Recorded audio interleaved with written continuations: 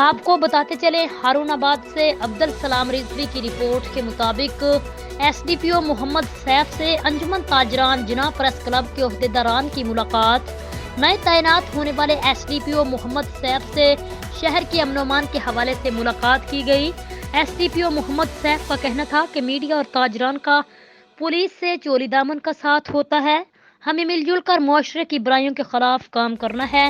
منشیات جرائم پیشہ افراد کے خلاف کارروائیاں جاری رہیں گی اور پولیس ہر ممکن کوشش کرے گی کہ جرائم کو قابو کیا جائے، اور یہ ہمارا فرض بھی ہے کہ جرائم پیشہ افراد کے خلاف پولیس ہمہ وقت تیار ہے۔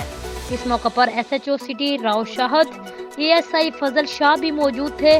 انجمن تاجران میڈیا کے عہدیداران، مرکزی انجمن تاجران سیکریٹری اطلاعات سعود فاروق چغتائی، چیف پیٹرن جناح پریس کلب ہارون آباد، نمائندہ روزنامہ دنیا میڈیا گروپ محمد یونس آفتاب، چیئرمین صدر میاں عدنان چودھری، جنرل سیکریٹری میاں فیاض رامے، رانا فیاض نوید شاہ بھی موجود تھے۔ اب تک کے لیے اتنا ہی۔ مزید خبروں کے لیے دیکھتے رہیے پی این نیوز۔